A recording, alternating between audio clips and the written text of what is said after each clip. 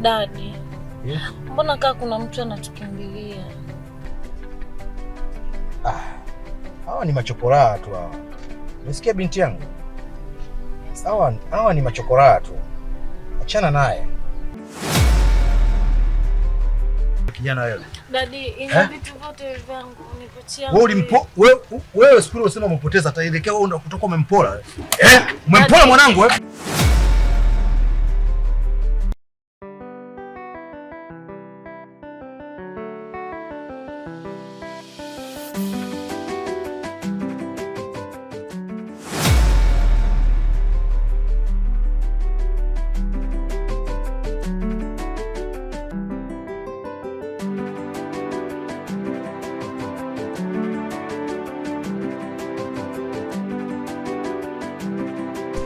Faza!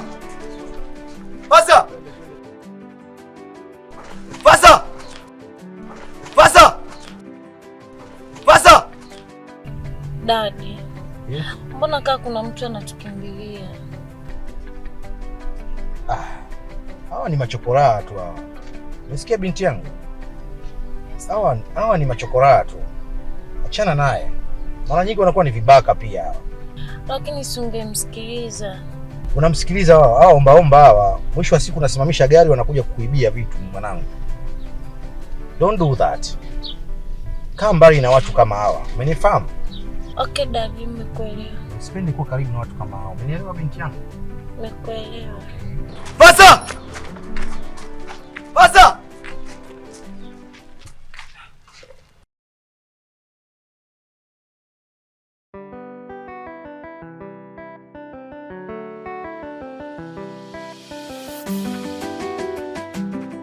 Faza!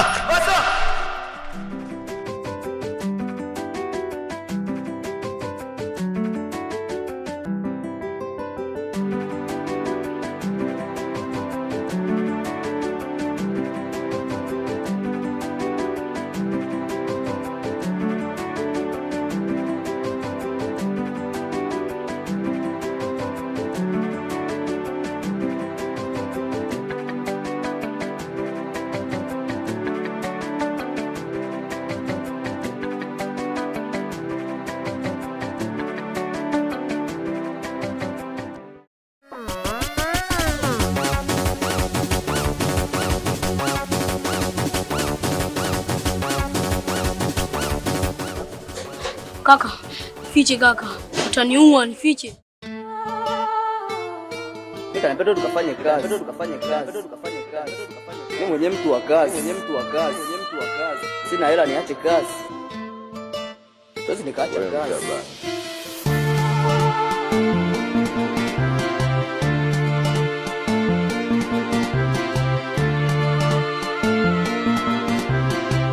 Fiche, utaniua. Njoo.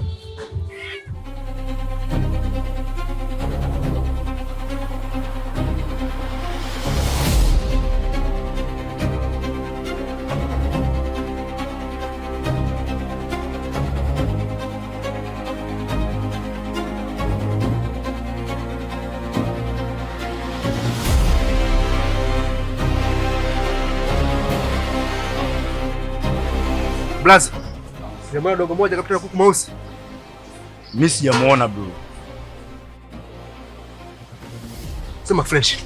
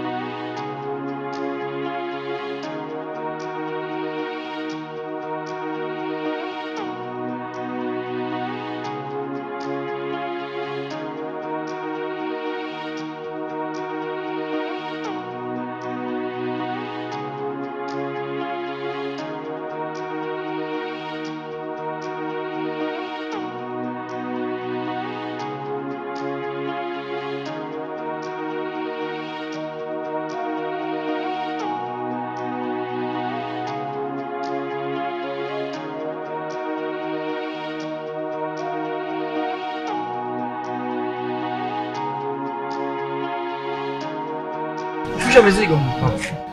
Dadi, pochi yangu mimi sioni. Mami, umetazama vizuri chini ya gari. Labda itakuwa imedondoka hapo. Dadi bana, hamna. Hebu angalia kwenye mifuko yako. Hamna, mimi mwenyewe nilikuja nayo, lakini dadi nataka pochi yangu mimi sijui naipata wapi. Au utakuwa umesahau ndani mama. Hamna, nilikuwa nayo pale dukani nimeenda kununua vitu. Utakuwa umeangusha pale. Au ndio yule kijana tukazungumza kibaka labda akawa anatukimbizia na gari. Pengine itakuwa hivyo. Sasa dadi, pochi yangu ina vitu vya msingi. Don't worry, don't. Vitu gani? Dadi, lakini mule kuna vitambulisho vyangu, kuna hela mimi. Basi acha mama, usilie. Ingiza mizigo ndani. Nitafanya utaratibu, vitambulisho nitakutolea vingine na pesa nitakupa, hamna shida. Chukua mizigo ingiza ndani. Usipate taabu mwanangu. Sawa binti yangu? Sawa. Haya mama, ingiza mizigo ndani. Nitakulia kwa vitu vidogo tu hivi. Nitakufanyia mpango. Watoto wa bwana.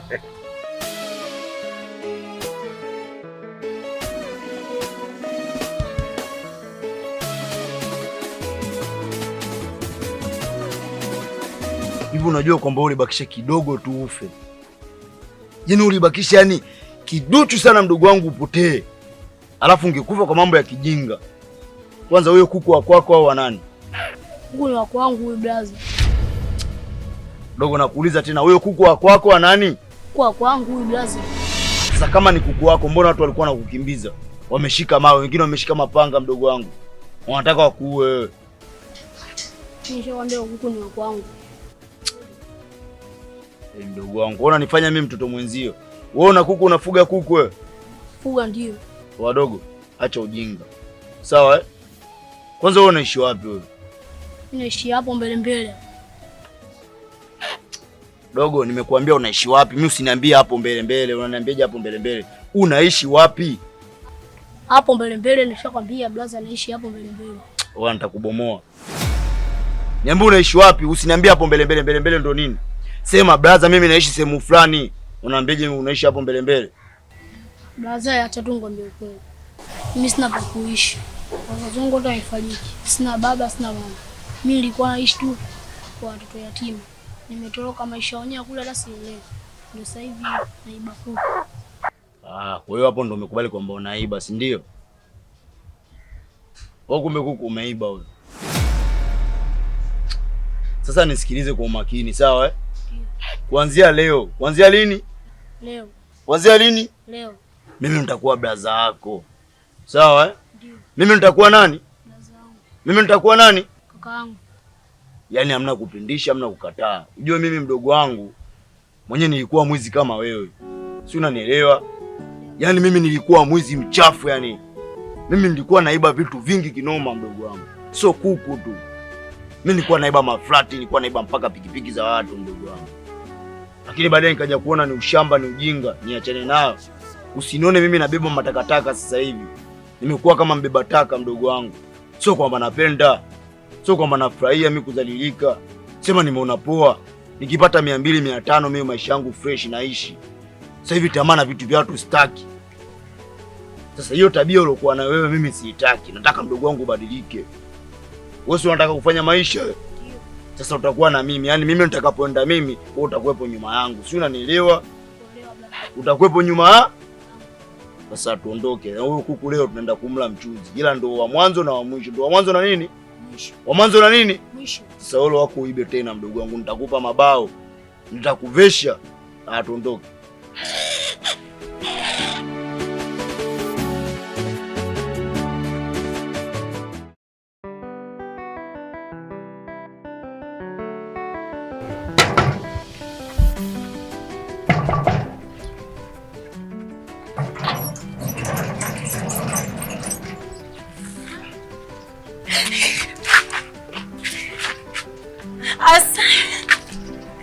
Jamani.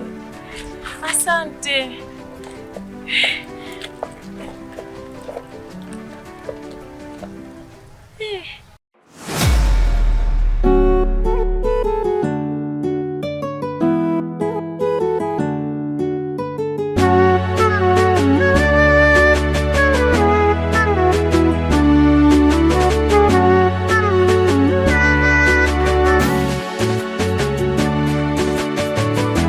Unafanya nini?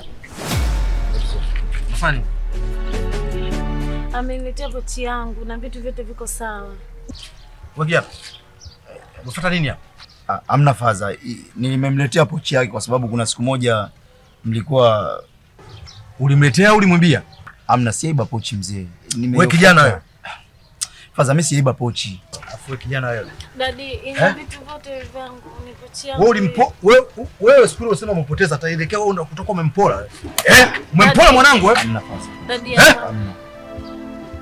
Nini? Hapana dadi.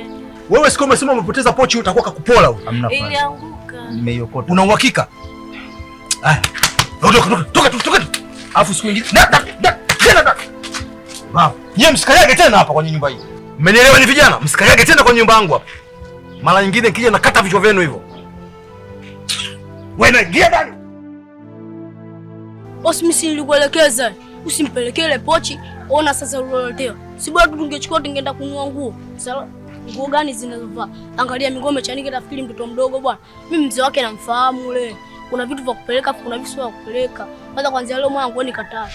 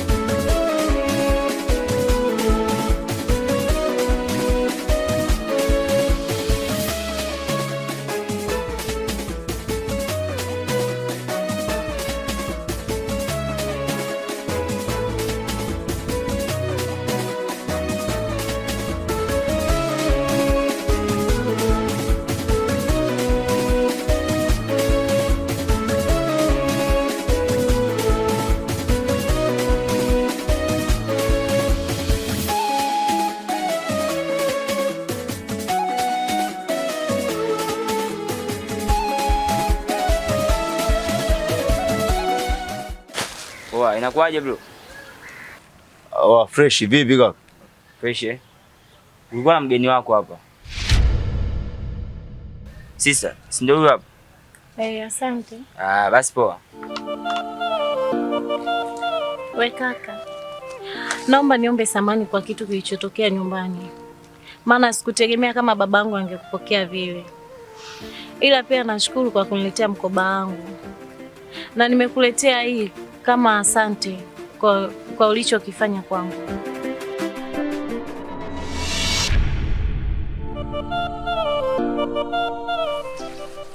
We kaka. Wewe.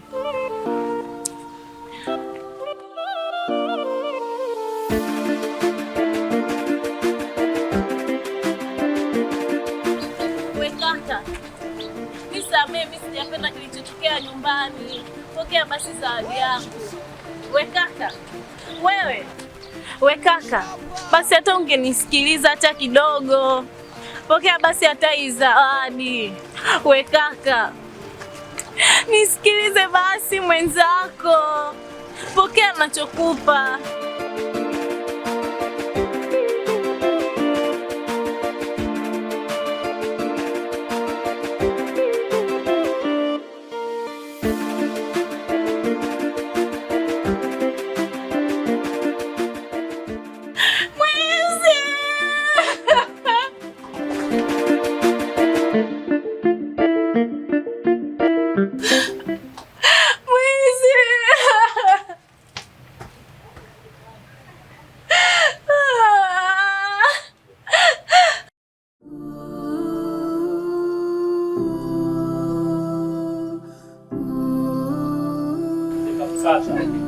Poa.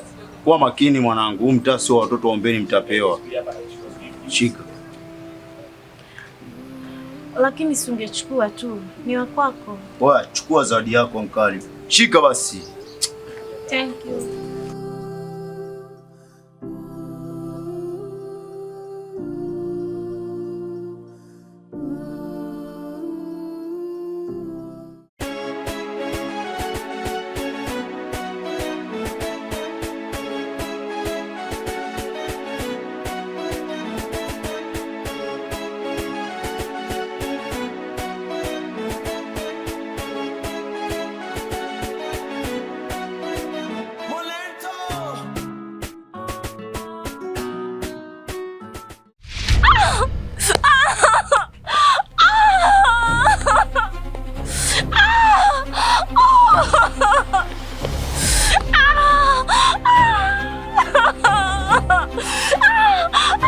Vipi dadangu?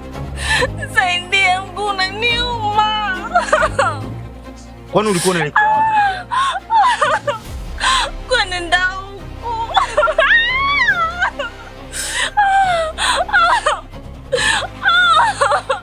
Basi msubiri.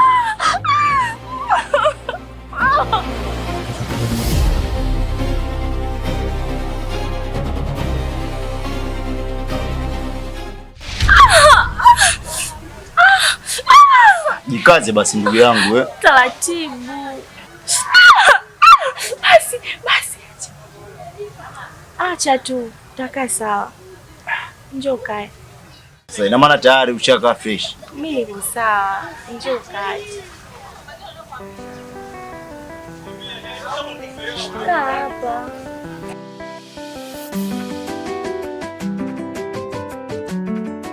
Unaonekana ni mkarimu sana. Na sija kutana na mwanaume mkarimu kama wewe. Dadangu, mimi sioni haja ya wewe kunisifia kwamba mimi ni mkarimu sana, kwa sababu mimi naamini kila binadamu ni mkarimu kwa binadamu mwenzake. Kwa hiyo suala la mimi kukusaidia wewe, mimi naona ni suala la kawaida tu, kwa sababu hata ingenikuta mimi, angetokea binadamu mwenzangu angenisaidia. Vipi lakini mguu wako unaendeleaje? Mimi mguu wangu uko sawa. Ina maana uniamini? Hebu ukunje nione kwamba kweli uko sawa. Uko sawa. Si unaona? Uko sawa. Basi vizuri ndugu yangu. Mimi nikuache niende nikaendelee na mishimishi zangu. Samani. Jina lako nani? Maana toka ulivyonisaidia pale hata sikuuliza jina lako. Mimi naitwa Juma. Sijajua wewe jina lako. Juma. Mimi naitwa Asma. Asa Juma, nikiwa na shida na wewe nakupata vipi? Au unaishi wapi hapo kwenye mtaa? Mimi siishi mitaa hii hapa, ila ukiwa na shida na mimi sana, mimi napatikana pale ambapo umepata tatizo. Kwa hiyo kama utanihitaji au kama utakuwa na shida kubwa sana na mimi ya msaada wowote ule, maskani kwangu ni pale. Naweza kawa rafiki yako? Sawa tu, kwa sababu mimi sioni shida ya binadamu sisi kuwa marafiki au ya sisi vijana kuwa marafiki.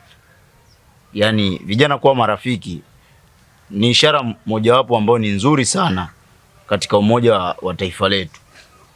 Kwa hiyo tunaweza pia tukawa marafiki, hamna shida. Basi sawa, nimefurahi kusikia hivi. Sawa, basi ndugu yangu, mimi nikuache nikaendelee na majukumu yangu, kwa sababu si unajua ni muda wa kutafuta tonge. Sawa.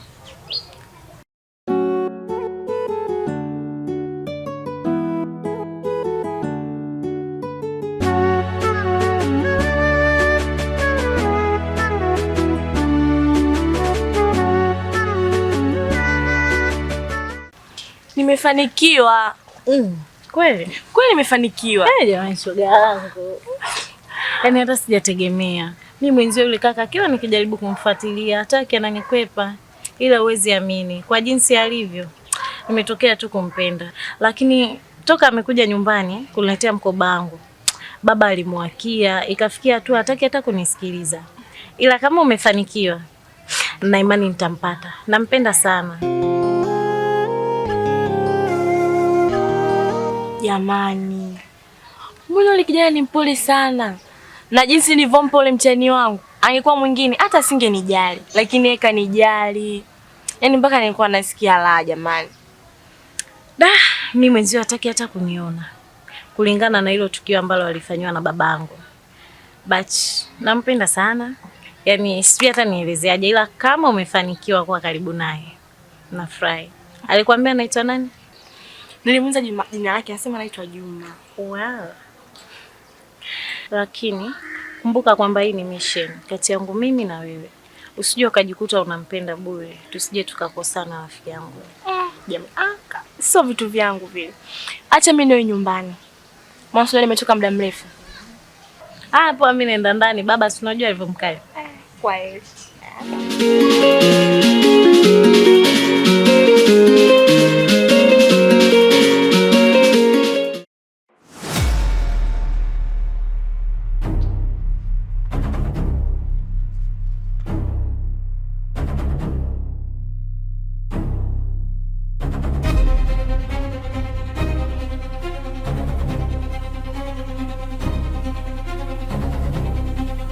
Wewe dada, kuona ni mwagia maji unione hapo? Naongea na wewe, kuona ni mwagia maji mimi unione hapo? Samani kakaangu, sijakuona. Kwa hiyo samani yako mimi inanisaidia nini sasa? Au kwa sababu unaishi kwenye nyumba ya geti kali au vipi? Ndio maana unachukulia watu poa tu. Kwa hiyo maana wewe uone hapo. Unamwaga tu maji. Sikiza nikwambie, sawa? Ushanimwagia maji au vipi? Kwa hiyo tunamalizana vipi sasa? Kumalizana kivipi? Yani sijakuelewa. Vipi tunamalizana vipi? Mwenimwagia maji afu mimi sielewi. Afu ongea mimi nijibu vizuri, sio kwa sababu upo kwenye geti afu unanichukulia baridi. Tunamalizana vipi? Mimi naomba tu unisamee kakaangu. Nikusamee? Sema Poa kaka. Hebu nisikilize basi ndugu yangu. Sawa. Pole dadangu. Oya ndugu yangu. Mbona unakuwa hivyo aisee? Umeniacha kule. Kumbe umekuja huku unakuja kufanya fujo rafiki yangu. Hao ndo mabosi zetu. Oa babu, wewe bosi wako wewe mimi simjui. Mabosi zetu ndo nini sasa? Kwa hiyo una baridi yani unachukulia fresh kwa mimi kumwagiwa maji au vipi? Hawa anadharau, mwanangu anadharau kichizi yani. Hawa akishajiona wanaishi kwenye mageti kama hivyo anakuwa anadharau. Sasa namwagaje maji bila kuangalia? Basi pole ndugu yangu. Mimi nitakupa hata shati langu ili hapo uvae. Shati lako mimi alinisaidii kitu wewe. Naongea na wewe dada, oa tunamalizana vipi? Ndugu yangu, achana. Basi mimi nitakulipa hiyo pesa. Wewe unataka nini kwani? Kwa hiyo mimi ninachokitaka utanipa. Kwani shida yako ni nini ndugu yangu? Kwani mwanangu wewe kesi wewe inakuhusu nini? Wewe pita na mambo yako bwana. Nisikilize ndugu yangu Jelavu, nikwambie kitu kimoja. Usichokijua hawa ndo mabosi zetu. Kwa hiyo ukitaka kumletea fujo huyo dada, leo kesho ndugu yangu ana mizigo ya taka. Wewe utaitwa tena kuja kuchukua takataka humu ndani. Hebu tuondoke basi ndugu yangu tukaongee huko. Sema dada wewe. Tuondoke ndugu yangu.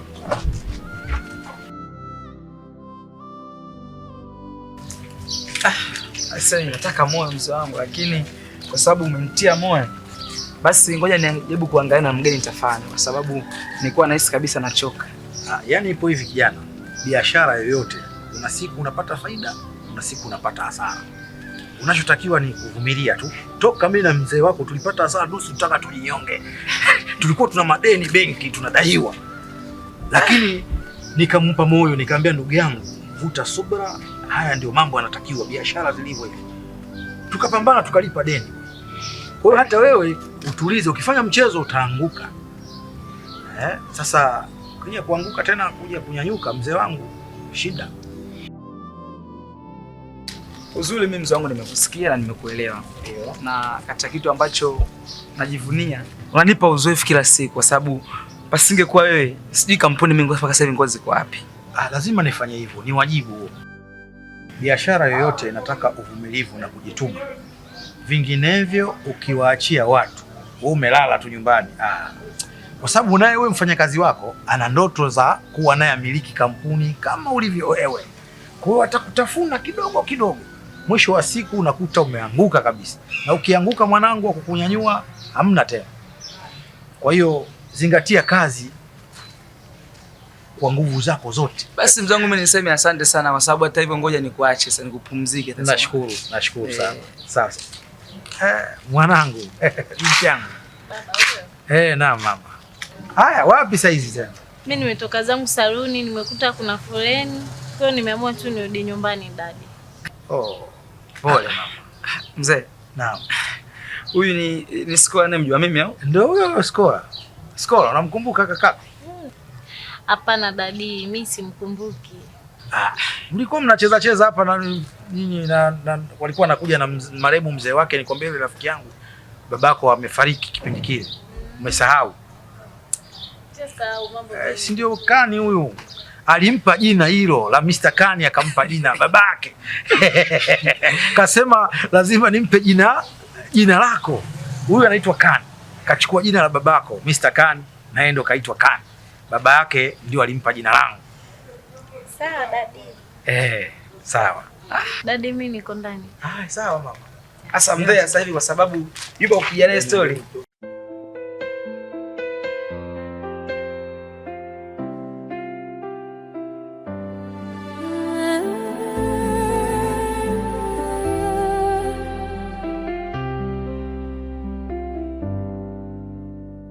I've been dancing by myself tonight. my eyes and fading with the lights. Did you always keep me in the dark? If you knew, why did you let me stay? Sasa mwanangu, unachomai ndio una mind kitu gani? Yaani wewe ndo unajua kabisa umezingua rafiki yangu, alafu unajifanya unanuna. Wewe wa kiume mwanangu. Alafu kitu kingine mimi sijapenda. Wewe unajua kabisa wale ndo mabosi zetu. Wale ndo matajiri wetu. Leo na kesho na mizigo ya uchafu wanatuita tunatoa, wanatugia shilingi 2000 buku. Lakini wewe mwanangu umefikia hatua sasa jaziba zako unatamani umpige hata kibao yule mtoto. Sasa wewe ungempiga ingekuaje rafiki yangu? Oya, mwanangu mimi sipendi tabia yako. Jaribu kujirekebisha kaka. Kwa hiyo Bogo, unaona mimi nilichokifanya pale sio sahihi, si ndio? Umezingua mwanangu, mimi nakwambia ukweli. Sawa, mimi nimezingua, lakini nimezingua kwa sababu ya maisha yangu.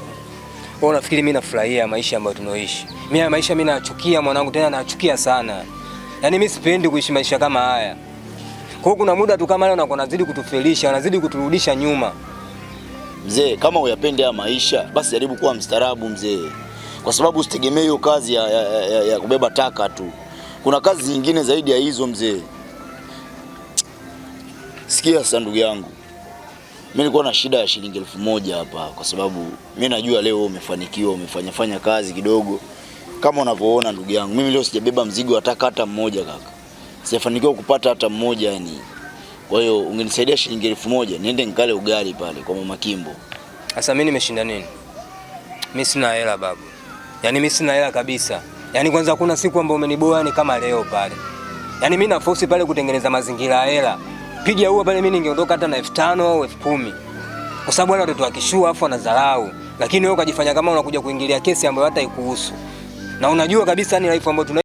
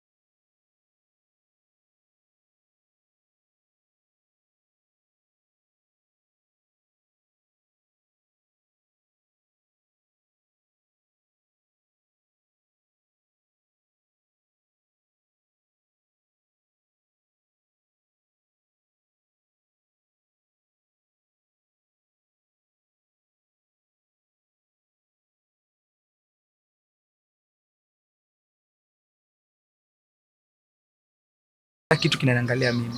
Zamani saa mzee alikuwepo, lakini sasa hivi makampuni kila kitu yanitegemea mimi. Kuna maana hata ule muda kuzula nakosa mzangu. Nisamee kwa hilo mzee wangu. Sawa, nimekusamea kijana wangu. Nashukuru sana. Sasa ipo hivi. Mara nyingi dadako weekend huwa namtoa namtembeza, lakini kwa bahati mbaya leo sijisikii vizuri. Sijisikii vizuri na kamvua kaka menyesha kidogo, naona kama homa kananyemelea. Sasa nimekuita kama utakuwa uko free basi nimwambie dadako ili mtembeze huko, then baada ya muda mrejeshe. Mimi niseme mzee wangu huyo alina shaka. Ondoa hofu juu hilo. Kwa sababu ananipinge. Yaani niwe sana mzee wangu. Nashukuru. Kwa hiyo utakaponituma mimi sina budi kutekeleza. Basi sawa. Mimi ngoja nimuite ili aweze kuja. Skola. Amedaji.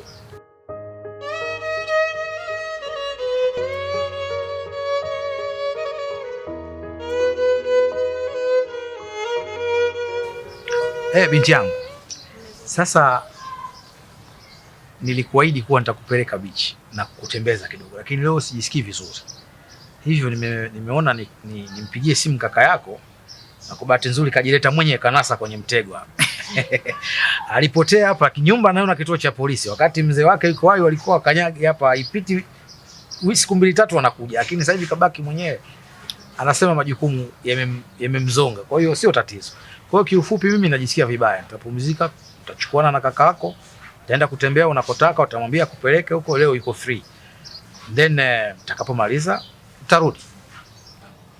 Sawa. Naenda kupumzika. Sasa kijana wangu, mimi niwatakie kila laheri. Matembezi mema na natarajia mtarudi salama. Nimekuja na usafiri, nafikiri uko hapo nje. Sasa tukaondoka. Sawa basi, naomba nikachukue mkoba na simu.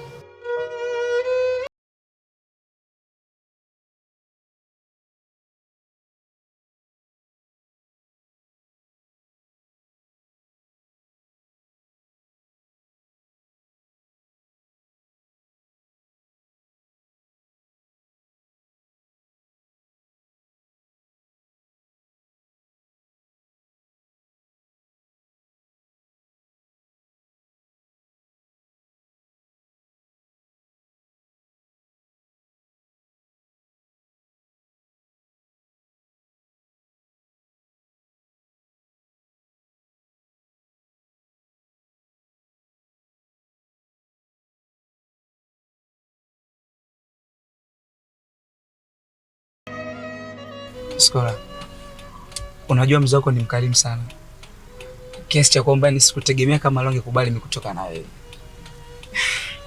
Alafu isitoshe mzee wako tunafimana ni muda mrefu sana, kwa hiyo najivunia sana kuwa na mzee kama yule. Labda nikuulize tu, nini matarajio yako baada ya kuja hapa Dizzy? Nilitamani kujiajiri mwenyewe, lakini naona mambo yamekuwa mengi. Babangu naye ameniambia niajiriwe katika ofisi zake. Kwa nitafanya kazi kwenye ofisi za babangu. Labda nikuulize swali la kiuzushi, vipi una mpenzi labda au? Kwa sasa Kani, sihitaji kujihusisha na mahusiano. Maana wanaume wengi ni waongo. Kwa siwezi kuruhusu hisia zangu na moyo wangu kwenda kumpenda mwanaume. Mwacha masiara bwana. Sasa changamoto nini? Wakati mashallah Mwenyezi Mungu akubali kiboto mzuri. Aya, mimi sijui, ila bado tupo, tutaona, lakini kwa sasa acha masiara basi. Okay, anyway, ngoja kwanza nipake hapa nichukue maji, manake nasikia kiu sana. Sawa.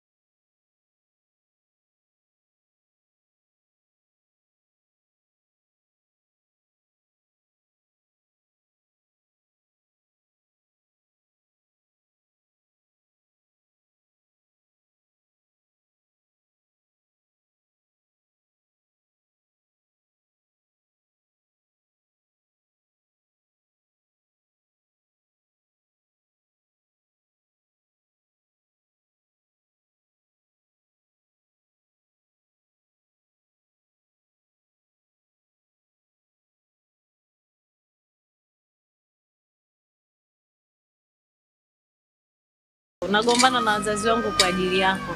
Nakuja kwako naongea nayo najifanya uko busy. Nisikilize basi. Mimi nataka uwe rafiki yangu na nahitaji kubadilisha maisha yako. Kwa kuna muda inabidi uachane na mambo yote ya visasi. Wewe unanisikiliza. We Juma.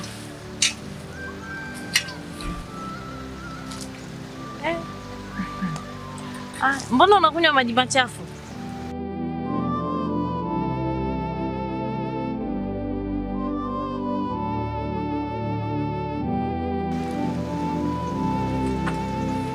Juma.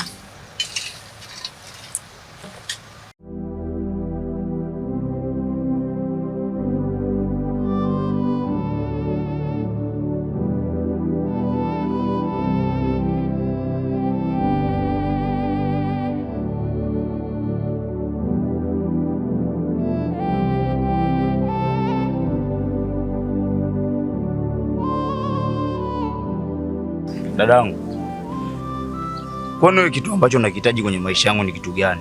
Kwa sababu nilishakuelekeza hapo awali kwamba sihitaji kuwa karibu na wewe. Alafu isitoshe, wewe mwenyewe mbona unajua kwamba kitu gani kinafanya mimi nikukatae wewe?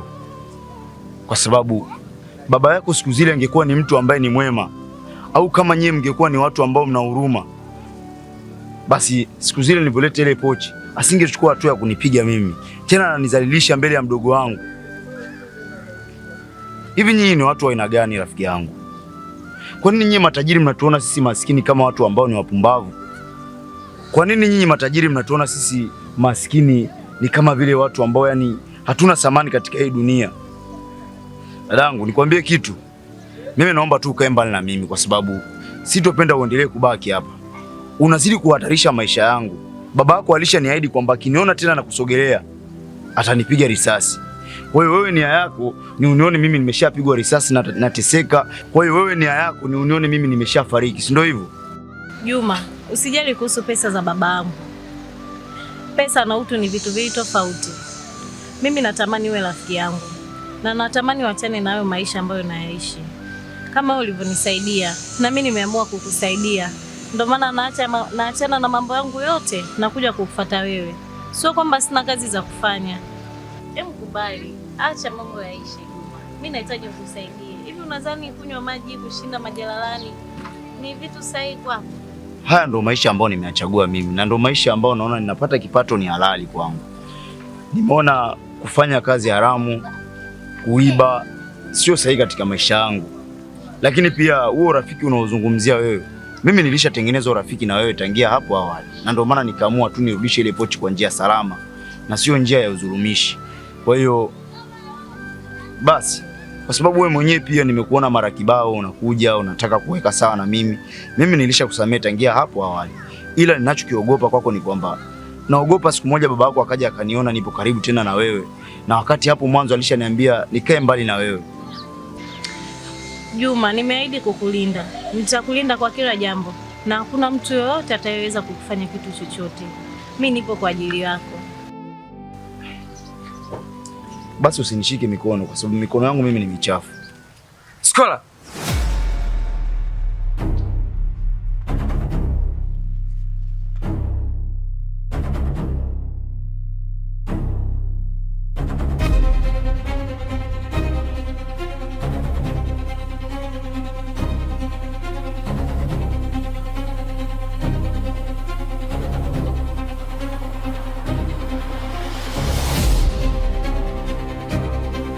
Skola. Unaweza ukaniambia una nani yako? Nilikuja tu kuongea na rafiki yangu. Hivi Skola, unanifanya mimi chizi eh? Sina akili, si ndio? Hivi ulishakuona wapi unafika cha mwanamke na mwanaume? Wewe umepata wapi kibali na ujasiri wa kukaa hapa kuzungumza na mpenzi wangu? Brother, mimi ni rafiki yangu tu. Kani, mimi mpenzi wako? Wewe. Brother, mimi huyu sio mpenzi wangu kaka. Mimi huyu ni rafiki yangu tu na amekuja hapa kuweka sawa kwa sababu hapo awali mimi na tulikuwa tupo tofauti kidogo. Wewe, koma. Hivi kapuku maskini takataka kama utampani mpenzi wangu. Skola. Kwa hiyo umeamua kunizalilisha mimi na kutemea hiki kinyago kama hiki. Hivi wanawake watu design gani? Mnataka ni katika ulimwengu ama mnataka ni katika maisha? Skola. Hivi ni kitu gani kwangu umekosa? Hivi wanawake watu design gani? Yaani uzuri wako wote unakaa unakuja kusema na utakataka hapa. Mazingira machafu. Bro. Nakuonya. Hiyo mara yako ya mwanzo na ya mwisho kukuta na mrembo.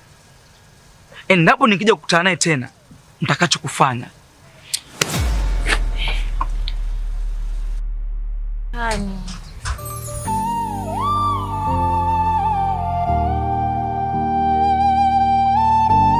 Iwe mara yako ya kwanza na ya mwisho kusema na ubinti hapa barabarani.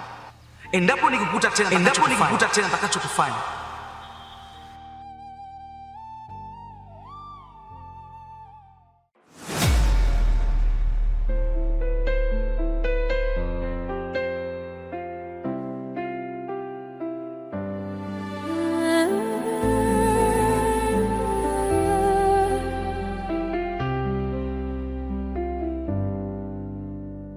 I've been dancing by myself tonight. Close my eyes and fading with the lights. Did you always keep me in the dark?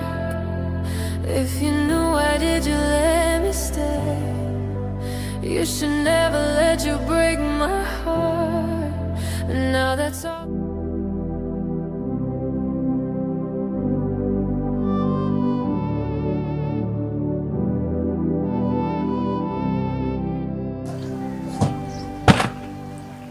Vipi kiongozi?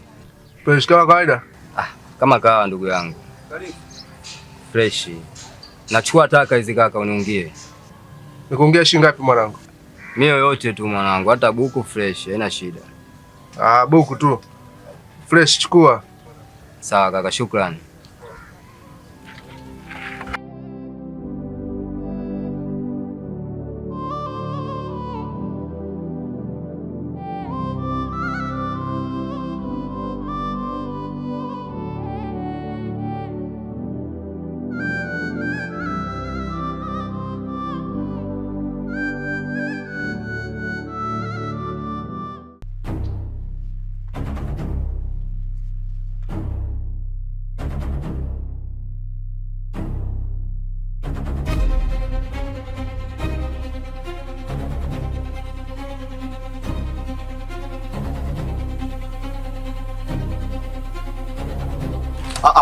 Ndugu yangu. Nini unafanya tena rafiki yangu? Unaona kabisa hapa mwanangu ni kazini, umekuja kuchukua taka. Beba taka, ondoka. Mzee, tamaza nini kaka? Mwanangu mbona unakuwa mshahidi sana?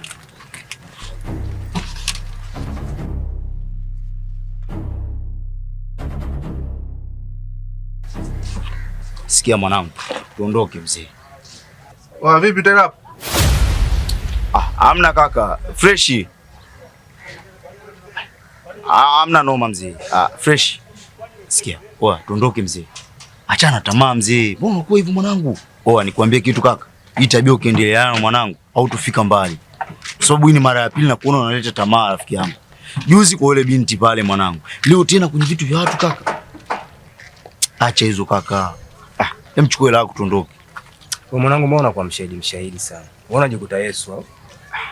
Rafiki yangu, sio najikuta Yesu. Wewe chukua pesa yako tuondoke, tutaenda kuongelea huko. Nenda kachukue babu.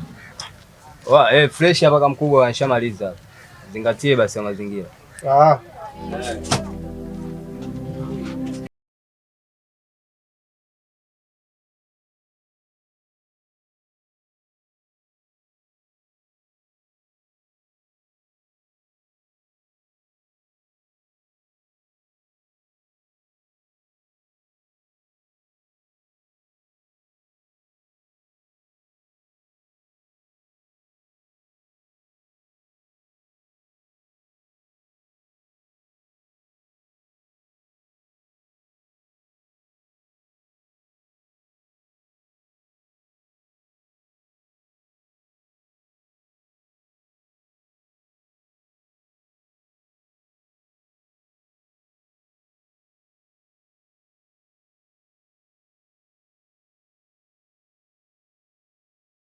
kumwaza huyo rafiki wa kimaskini? Kwa nini umekuwa unanitia aibu mbele za watu? Kwa hakika ni aibu kubwa sana unaifanya hii mwanangu. Baba yako anaheshimika, mtu mwenye pesa, mtu tajiri, mwenye mali. Nakuja naambiwa na Kani kakukuta huko na watu chochoroni ambao maskini. Binti yangu, wewe ni binti yangu wa pekee, sina mtoto mwingine zaidi yako. Unanitia machungu, utaniua kwa pressure baba yako, kiasi kwamba nashindwa hata nijue nifanye nini. Kwa nini unawakumbatia watu maskini hawa? Maskini siku zote hawezi kuwa rafiki wa tajiri. Kwa nini unashindwa kunisikiliza binti yangu? Wewe Skola, sinaongea na wewe babako, naongea na wewe.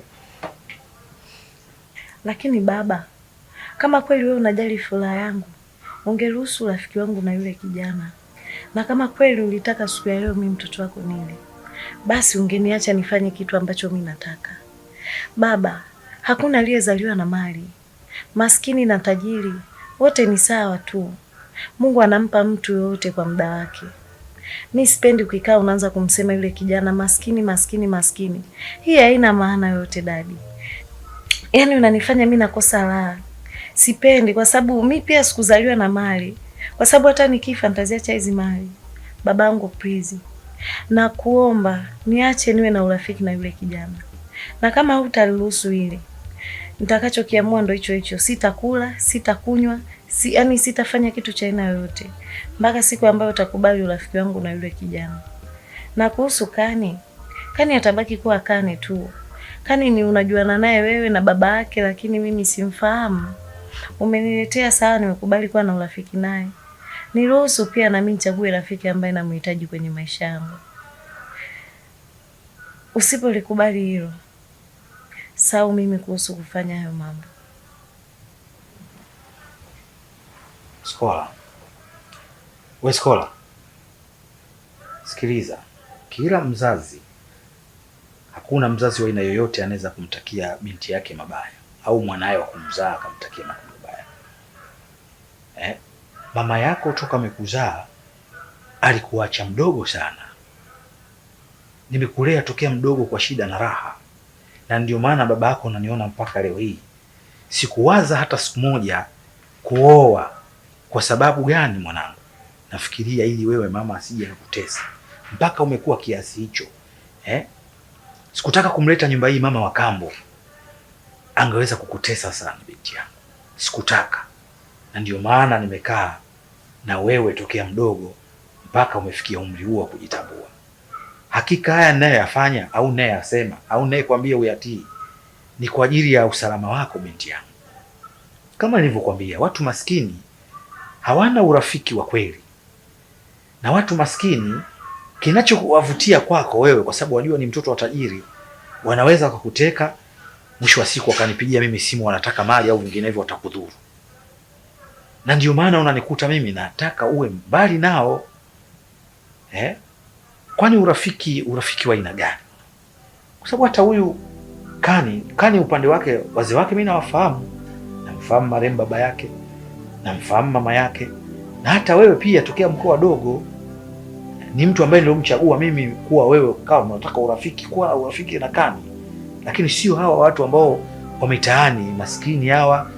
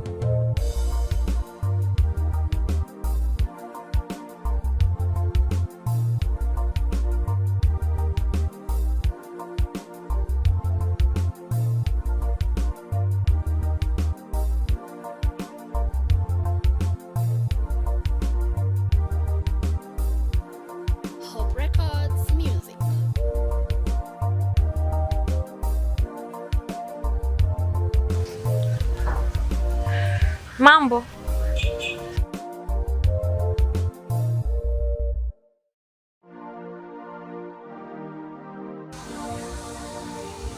Poa. Samahani. Nimekufuata hapa nikuombe msamaha, maana siku ile naona hatukuelewana vizuri. Wewe ni msamaha gani ambao unahitaji kutoka kwangu? Nilikuwa tunaomba unisamehe kwa kile kitendo nilichokufanyia. Sijakusudia, sikukuona. Alafu mbona mimi sina tofauti yoyote na wewe? Naomba unisamehe ili na mimi moyo wangu uwe na amani. Mimi sihitaji msamaha wako. Na tena usinipotezee muda wangu kabisa. Yaani umenikuta niko na mishe zangu, niache niendelee na mambo yangu. Kama naona mambo yako, endelea na mambo yako.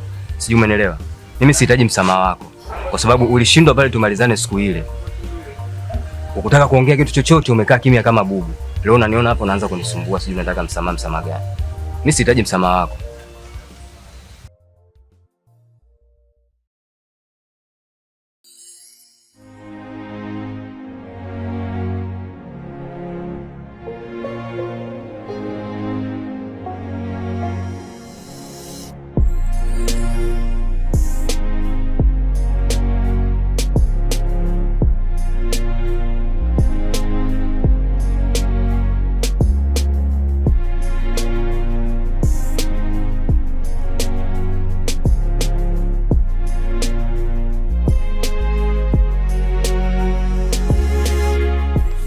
Nabeba taka kwa shilingi 500. Wapi nije? Nabeba taka kwa shilingi 500. Nani kasikia sauti? Aya, nabeba taka. Aya, nabeba taka kwa shilingi 500. Nabeba taka kwa shilingi 500. Aya, nabeba taka.